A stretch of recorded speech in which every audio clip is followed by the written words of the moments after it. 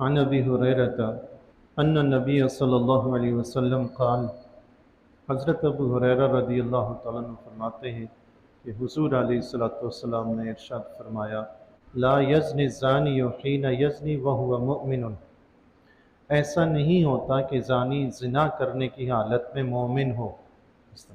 زانی جب زنا کرتا ہے تو مومن نہیں رہتا۔ استغفر اللہ۔ کبیرہ گناہوں کا چیپٹر ہے نا، حدیث میں بڑے گناہوں کا ذکر ہو رہا ہے، کبیرہ کا۔ حضور علیہ الصلوۃ والسلام نے فرمایا زانی جب زنا کرتا ہے تو وہ مومن نہیں رہتا۔ استغفر اللہ، معاذ اللہ۔ بزرگان دین نے اس کا مطلب یہ بیان فرمایا کہ اس گناہ سے کوئی انسان کافر تو نہیں ہوتا، دائرہ اسلام سے تو نہیں نکلتا، لیکن کامل مومن نہیں رہتا۔ یا اس کا دوسرا مطلب یہ ہے کہ جب وہ بدکاری میں مصروف ہوتا ہے اس وقت اس کا ایمان نکل جاتا ہے، اور جب وہ فارغ ہوتا ہے تو ایمان دوبارہ پلٹ آتا ہے۔ ایسا ہی سنن ابو داؤد کی ایک حدیث شریف میں ہے، آقا علیہ الصلوۃ والسلام نے فرمایا زانی جب زنا کرتا ہے تو اس کا ایمان نکل کر سائبان کی طرح اس کے اوپر منڈلاتا رہتا ہے، اور جب وہ فارغ ہوتا ہے تو ایمان دوبارہ اس میں داخل ہوتا ہے۔ اب آپ ایک لمحے کے لیے سوچیں جی، ایسا شخص جو ایسی بدکاری میں مصروف ہوتا ہے، موت کا کسی کو پتہ ہے کیا؟ اسی دوران اگر موت آ جائے تو اس کا ایمان تو باہر کھڑا ہے۔ معاذ اللہ، کتنا سخت قسم کا گناہ ہے۔ اللہ تبارک و تعالی معاف فرمائے۔ آقا علیہ الصلوۃ والسلام نے ایک حدیث مبارکہ میں فرمایا بھی ہے کہ جب تک میری امت اس وقت تک بلائی پر رہے گی جب تک اس میں زنا کے بچے پیدا نہ ہوں، لیکن جب میری امت میں زنا کے بچے عام ہو جائیں گے پھر میری امت عذاب میں مبتلا ہو جائے گی، او کما قال علیہ الصلوۃ والسلام۔ یہ بربادی کے سوا کچھ نہیں ہے، یہ بدکاری جو ہے بربادی کے سوا کچھ نہیں ہے۔ حضرت موسیٰ علیہ السلام کے زمانہ اقدس میں بلم بن باورا جو تھا، اتنا ایک نیک شخص تھا کہ اللہ تعالیٰ اس کی ہر دعا قبول فرماتا تھا۔ لمبا چوڑا واقعہ ہے، خلاصتاً یہ کہ موسیٰ علیہ السلام کے خلاف دعا کرنے کے لیے گیا۔ موسیٰ علیہ السلام اس کی قوم پر حملہ کرنے کے لیے آئے، جہاد کرنے کی نیت سے۔ تو قوم اس کے پاس گئی کہ دعا کریں، ہم ہلاک ہو رہے ہیں۔ تو وہ دعا موسیٰ علیہ السلام کے خلاف کرنے گیا تو اللہ تعالیٰ نے اس کا ایمان چھینا، اس کی زبان بھی لٹک گئی۔ تو اس نے اپنی قوم سے کہا کہ اب میرا تو ایمان برباد ہو گیا، تو اب تم لوگ ایسا کرو کہ موسیٰ علیہ السلام کی قوم سے اگر ان کے لشکر سے چھٹکارا چاہتے ہو نا، تو ایسا کرو کہ کئی ہزاروں خوبصورت لڑکیاں ان کو زیور سے آراستہ کر کے دلہن کی طرح بنا کر موسیٰ علیہ السلام کے لشکر میں، بنی اسرائیل کے لشکر میں بھیج دو۔ کوئی ایک شخص بھی اگر بدکاری میں مبتلا ہوگا تو اللہ تعالیٰ سارے لشکر کو شکست دے دے گا۔ ان کی قوم نے ایسا ہی کیا۔ فقط ایک مسلمان ہے جو اپنے مقاصد کے لیے عورتوں کو پیش نہیں کرتا، باقی دنیا کا ہر فرقہ، ہر مذہب یہی کرتا ہے، اپنے مقاصد حاصل کرنے کے لیے عورتوں کو پیش کر دیتے۔ ایک اسلام ہے جو عورت کی عزت کی حفاظت کرتے ہوئے اپنی جان دیتا ہے، اس کی عزت بچاتا ہے، یہ اسلام ہے۔ انہوں نے کئی عورتیں، لڑکیاں اس طرح خوبصورت آراستہ کر کے بنی اسرائیل کے لشکر میں بھیج۔ ایک رئیس شخص ایک لڑکی کو اٹھائے موسیٰ علیہ السلام کے پاس آیا، پوچھنے لگا یا نبی اللہ کیا یہ میرے لیے جائز ہے؟ تو حضرت موسیٰ علیہ السلام نے اسے ڈانٹا اور سختی سے منع فرمایا کہ خبردار، یہ اللہ کا غضب ہے، ایسا کام مت کرنا۔ لیکن اس نے ایک نہ سنی، وہ اپنے خیمے میں لے گیا، بدکاری میں مبتلا ہوا۔ جب وہ بدکاری میں مبتلا ہوا، اللہ تعالیٰ نے بنی اسرائیل میں اسی وقت طاعون کی بیماری پھیلا دی۔ 1 گھنٹے میں 70,000 افراد مر گئے، 1 گھنٹے کے میں، اور لشکر تتر بتر ہو گیا، اور جہاد رہا اپنی جگہ، سب بھاگ گئے۔ کسی ایک شخص کے گناہ کرنے سے اتنا بڑا لشکر تتر بتر ہو گیا، جہاد جیسی نعمت سے محروم ہوا، اللہ کے نبی کے ہوتے ہوئے۔ تو ہمارے درمیان تو اس وقت بنفس نفیس، ویسے تو اللہ کے نبی موجود ہیں لیکن بنفس نفیس ظاہری حیات کے ساتھ تو نہیں۔ تو ہمارے معاشرے میں اگر اس طرح کا گناہ ہو تو کیا ہم خیر کی توقع کریں گے؟ معاذ اللہ۔ تنگیاں، پریشانیاں، مصیبتیں، یہ سب کچھ کیا ہے؟ یہ گناہوں کا صلہ اور کیا ہے؟ دنیا میں تو ایسے بدکار شخص کی سزا اسلام نے تو یہ مقرر فرمائی ہے کہ اگر کوئی شادی شدہ شخص اس بدکاری میں مبتلا ہو اور اس پر 4 گواہ موجود ہوں، 4 گواہ جنہوں نے اپنی آنکھوں سے اسے بدکاری میں دیکھا ہو، بے پردہ دیکھا ہو، آنکھوں سے بے پردہ دیکھا ہو، 4 گواہ موجود ہوں، پھر اس کی سزا یہ ہے کہ اس کو رجم کر دیا جائے۔ لیکن اگر شادی شدہ نہ ہو تو اس کی سزا یہ ہے کہ اس کو 100 کوڑے مارے جائیں۔ اسی طرح مرد کا بھی یہی حکم ہے، عورت کا بھی یہی حکم ہے۔ شادی شدہ گناہ یہ والا گناہ کرے تو رجم کر دیا جائے گا، اور غیر شادی شدہ کرے تو اس کو 100 کوڑے مارے جائیں۔ لیکن شرط یہ ہے کہ 4 چشم دید گواہ ہوں جنہوں نے بے پردہ ان کو اس گناہ میں ملوث دیکھا ہو، تب جا کر یہ سزا ملتی ہے، ورنہ یہ سزا نافذ کرنے کا کسی کو حق نہیں ہے۔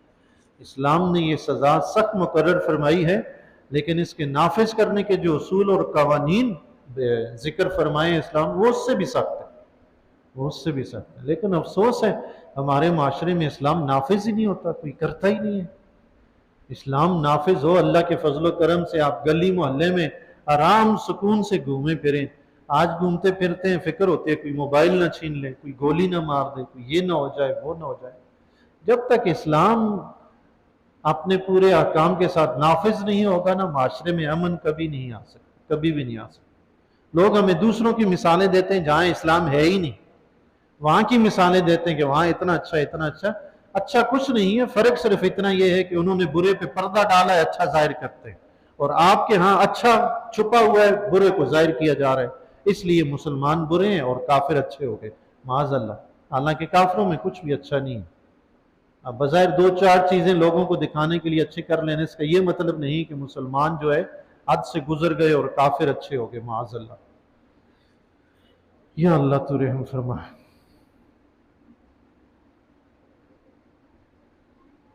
ایک صحابی رضی اللہ تعالیٰ عنہ نے فرمایا کہ جو شخص اس گناہ میں ملوث ہوتا ہے نا، اس کی دنیا میں نحوست یہ ہوتی ہے کہ زندگی عمر جو ہے وہ کم ہو جاتی ہے، روزی تنگ ہو جاتی ہے، توبہ کا موقع اس سے چھن جاتا ہے۔ استغفر اللہ، توبہ کا موقع اس سے چھن جاتا ہے، اور مرنے کے بعد اس کے لیے سزا یہ ہوگی کہ اللہ تعالیٰ اس پر غضبناک ہوگا، اس سے سختی سے حساب لے گا اور اسے جہنم میں داخل فرمائے گا۔ یہ بدکار شخص، اللہ تبارک و تعالیٰ بچنے کی توفیق عطا فرمائے جی ہر کسی کو۔ جس گناہ سے بچے ہوئے ہیں رب کا شکر ادا کیا کریں کہ اس پروردگار نے بچائے۔ انسان کے اپنے بس کی بات نہیں ہے جی کسی سے بھی، کسی گناہ سے بھی بچنا، چاہے چھوٹا ہو یا بڑا، اپنے بس کی بات نہیں۔ آگے آقا علیہ السلام نے فرمایا وَلَا يَشْرَبُ الْخَمْرَ حِينَ يَشْرَبُ وَهُوَ مُؤْمِنٌ، اور کوئی شخص جب شراب پیتا ہے تو وہ شراب پینے کی حالت میں مومن نہیں ہوتا۔ استغفر اللہ، یہاں بھی یہی صورتحال ہے۔ اچھا، یہ شراب کے متعلق دیکھیں یہ کتنا سخت گناہ ہے۔ ایک حدیث شریف میں آقا علیہ السلام نے فرمایا یہ بھی تو کتنا بڑا سخت گناہ ہے کہ جب وہ شراب پی رہا ہے تو مومن نہیں رہتا۔ اور دوسری حدیث مبارکہ سنیں، آقا علیہ السلام نے فرمایا اللہ تعالیٰ نے شراب پر، شراب پینے والے پر، پلانے والے پر، خریدنے والے پر، بیچنے والے پر، بنانے والے پر، بنوانے والے پر، اٹھانے والے پر، اٹھوانے والے پر لعنت فرمائی۔ کسی بھی طرح جو شراب میں ملوث ہے نا، کسی بھی طرح سے، اس پر اللہ نے لعنت فرمائی۔ اور ایک حدیث شریف میں خود آقا علیہ السلام کے بارے میں آتا ہے کہ آپ علیہ السلام نے 10 بندوں پر لعنت فرمائی، شراب بنانے والے پر، بنوانے والے پر، پینے والے پر، اٹھانے والے پر، اٹھوانے والے پر، پلانے والے پر، بیچنے والے پر، اس کی قیمت کھانے والے پر، خریدنے والے پر اور خریدوانے والے پر اللہ کے نبی نے لعنت فرمائی۔ جس پر اللہ اور اس کا رسول لعنت فرمائے وہ نہ دنیا میں کامیاب ہو سکتا نہ آخرت میں۔ دعا کریں اللہ نے ہمیں بچا کے رکھے۔ جو ہمارے مسلمان بھائی اس گناہ میں اگر ملوث ہیں، رب سے دعا کریں اپنے فضل سے ان کو اس گناہ سے چھٹکارا عطا فرمائے۔ پھر آقا علیہ السلام نے فرمایا وَلَا يَسْرِقُ حِينَ يَسْرِقُ وَهُوَ مُؤْمِنٌ، اور وہ چوری نہیں کرتا جس وقت وہ چوری کرتا ہے تو مومن نہیں رہتا۔ یہ کتنے بڑے گناہ ہیں جی، کہ اس حالت میں جب یہ گناہ بندہ کر رہا ہوتا ہے تو مومن نہیں رہتا۔ پھر آقا علیہ الصلوۃ والسلام نے فرمایا وَلَا يَنْتَهِبُ نُهْبَةً ذَاتَ شَرْفٍ يَرْفَعُ النَّاسُ إِلَيْهِ أَبْصَارَهُمْ فِيهَا، اور کوئی ڈاکو جب ڈکیتی کرتا ہے تو ڈکیتی کی حالت میں مومن نہیں رہتا جبکہ لوگ اس کو آنکھیں نگاہیں اٹھائیں حسرت سے دیکھ رہے ہوں۔ ڈاکو جب ڈکیتی کرتا ہے وہ بھی مومن نہیں رہتا۔ بیچارہ انسان خواہ مخواہ مال اس کا اپنا ہے، دوسرا بندہ آتا ہے آ کر چھین کر چلا جاتا ہے۔ محنت اس بیچارے نے کی، کئی بیچارے ایسے ہوتے ہیں تنخواہ لے کر آ رہے ہوتے ہیں، سیلری 20,000 30,000 40,000، اس بیچارے نے پورا مہینہ محنت کر کے کمایا، یہ ایک لمحے میں آ کے چھین کے چلا جاتا ہے۔ تو اس کی سزا بھی پھر ایسی ہے کہ اس کا ایمان ہی نہیں رہتا، ایمان ہی نہیں بچتا۔ اللہ کے نبی علیہ الصلوۃ والسلام نے کی بارگاہ میں ایک شخص نے عرض کی یا رسول اللہ اگر کوئی شخص مجھ سے میرا مال چھیننا چاہے تو کیا کروں؟ آقا علیہ الصلوۃ والسلام نے فرمایا تم اس کو نہ دو۔ اس نے عرض کی یا رسول اللہ اگر وہ مجھ سے چھینے، زبردستی جھگڑا کرے؟ آقا علیہ الصلوۃ والسلام نے فرمایا تم بھی جھگڑا کرو۔ اس نے عرض کی یا رسول اللہ اگر وہ مجھے قتل کر دے؟ حضور علیہ الصلوۃ والسلام نے فرمایا تم شہید ہو۔ سبحان اللہ۔ عرض کی یا رسول اللہ اگر میں اس کو قتل کر دوں؟ فرمایا وہ جہنمی ہے۔ ڈکیتی کرتے ہوئے ڈاکو پکڑا جائے اور قتل کر دیا جائے، حکم یہ ہے کہ اس کا نماز جنازہ بھی نہ پڑھو، اس کو ایسے ہی گڑھے میں پھینکو۔ اور اللہ کے نبی نے کیا فرمایا؟ ڈکیتی کرتے ہوئے تم اپنی جان بچاتے ہوئے، اپنا مال بچاتے ہوئے ڈاکو کو قتل کر دو، وہ جہنمی ہے، اور اگر وہ تمہیں مار دے تو تم جنتی ہو۔ سبحان، تم شہید ہو۔ اللہ کے نبی علیہ الصلوۃ والسلام نے مسلمانوں کو اسی بات پر ابھارا تھا کہ خبردار اپنا مال ڈاکو کو مت دو، جان دے دو مگر مال مت دو۔ کیوں؟ مسلمان اگر اتنی جرأت کریں تو معاشرے میں ڈکیتی پھیلے ہی نہیں، ہر ایک کو پتا ہو کہ یار یہ تو چھوڑتے ہی نہیں، ڈاکو کبھی ڈکیتی کرے؟ کبھی قریب بھی نہ آئے۔ لیکن اب ہر کوئی جان ظاہر پیاری ہوتی ہے، ہر کوئی جان بچانے کے لیے مزاحمت کوئی نہیں کرتا، لیکن اگر کوئی مزاحمت کرتے ہوئے مارا گیا تو وہ شہید، اور اگر ڈاکو مارا گیا تو ڈاکو جہنمی۔ پھر آقا علیہ الصلوۃ والسلام نے حدیث کے آخر میں فرمایا حینا ینتہبها وہو مومن، جب وہ ڈکیتی کر رہا ہوتا ہے اس وقت اس میں ایمان نہیں رہتا۔ پھر آقا علیہ الصلوۃ والسلام نے فرمایا ولا یغل احدکم حین یغل وہو مومن، اور جب کوئی تم میں سے خیانت کرتا ہے تو وہ خیانت کے وقت مومن نہیں رہتا۔ ایک حدیث مبارکہ میں آقا علیہ الصلوۃ والسلام نے فرمایا جو امانت دار نہیں اس کا ایمان نہیں۔ مومن تو امانت دار ہوتا ہے بھائی، مومن چور نہیں ہوتا، ڈاکو نہیں ہوتا، زانی نہیں ہوتا، شرابی نہیں ہوتا، مومن تو اللہ اور اس کے رسول کا فرما بردار ہوتا ہے، مومن تو نیکوکار ہوتا ہے۔ مسلمان تو ایسا ہوتا ہے۔ رب سے دعا کریں اللہ ہمیں ایسا بننے کی توفیق عطا فرمائے۔ پھر اس حدیث کے آخر میں، اس حدیث میں 5 کبیرہ گناہ شمار فرمایا آقا علیہ الصلوۃ والسلام نے، اور آخر میں فرمایا فَإِيَّاكُمْ فَإِيَّاكُمْ، اے مسلمانوں تم ان گناہوں سے بچو، تم ان گناہوں سے بچو۔ نہیں بچو گے تو ٹھکانہ دنیا بھی ذلیل آخرت بھی ذلیل، دنیا بھی برباد آخرت بھی برباد۔ اللہ سے دعا ہے جی اللہ تبارک و تعالی ہر قسم کے چھوٹے بڑے گناہ سے بچنے کی توفیق عطا فرمائے۔ آج اس کبیرہ گناہوں کے باب میں سے ہم نے 4تھی حدیث مبارکہ سماعت فرمائی، اور کل جو گناہ شمار ہوئے ابھی تک وہ 17 ہو گئے۔ 17 کبیرہ گناہ کے متعلق ہم نے حدیث میں پڑھ لیا اور سن لیا۔ اس دوران جو کوئی غلطی کوتاہی ہوئی اللہ تبارک و تعالی اپنے پیارے حبیب علیہ الصلوۃ والسلام کے وسیلہ جلیلہ کے طفیل ہم سب کو معاف فرمائے۔